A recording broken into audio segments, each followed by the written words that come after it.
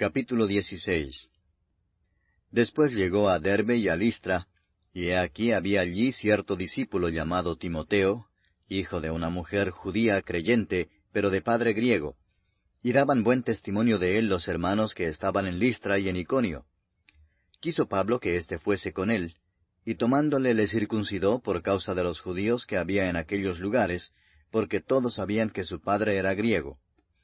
Y al pasar por las ciudades les entregaban las ordenanzas que habían acordado los apóstoles y los ancianos que estaban en Jerusalén, para que las guardasen. Así que las iglesias eran confirmadas en la fe y aumentaban en número cada día. Y atravesando Frigia y la provincia de Galacia, les fue prohibido por el Espíritu Santo hablar la palabra en Asia. Y cuando llegaron a Misia, intentaron ir a Bitinia, pero el Espíritu no se lo permitió. Y pasando junto a Misia, descendieron a Troas. Y se le mostró a Pablo una visión de noche. Un varón macedonio estaba en pie rogándole y diciendo, «Pasa a Macedonia y ayúdanos». Cuando vio la visión, enseguida procuramos partir para Macedonia, dando por cierto que Dios nos llamaba para que les anunciásemos el Evangelio.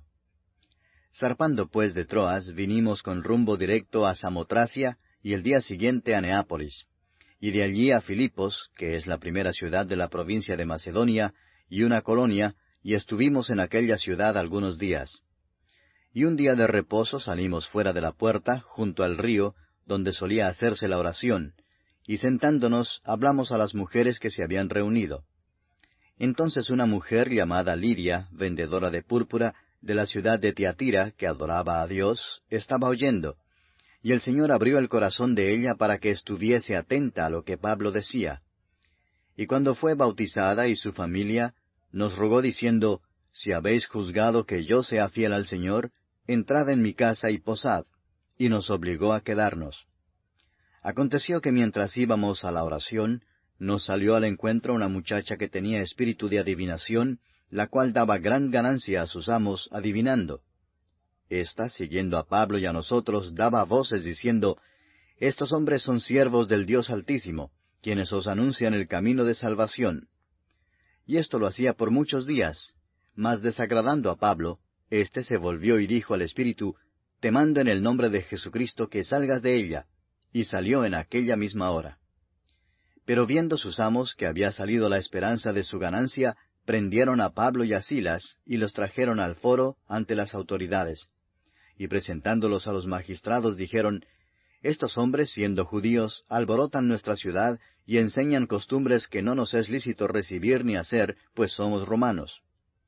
Y se agolpó el pueblo contra ellos, y los magistrados, rasgándoles las ropas, ordenaron azotarles con varas.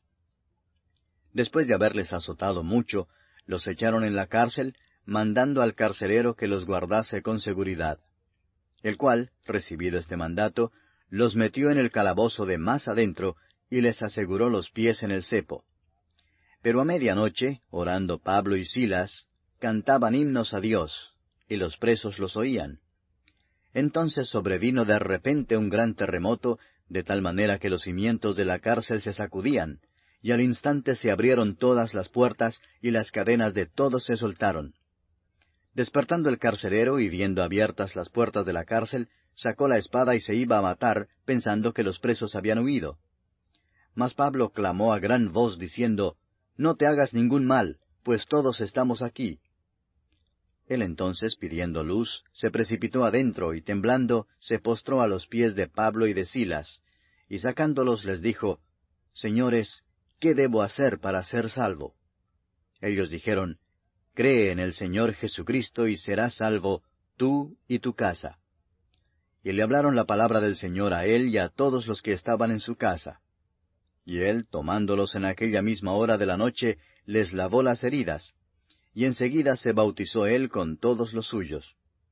Y llevándolos a su casa, les puso la mesa, y se regocijó con toda su casa de haber creído a Dios.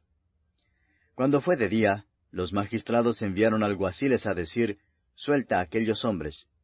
Y el carcelero hizo saber estas palabras a Pablo. «Los magistrados han mandado a decir que se os suelte, así que ahora salid y marchaos en paz». Pero Pablo les dijo, Después de azotarnos públicamente sin sentencia judicial, siendo ciudadanos romanos, nos echaron en la cárcel, ¿y ahora nos echan encubiertamente? No, por cierto, sino vengan ellos mismos a sacarnos.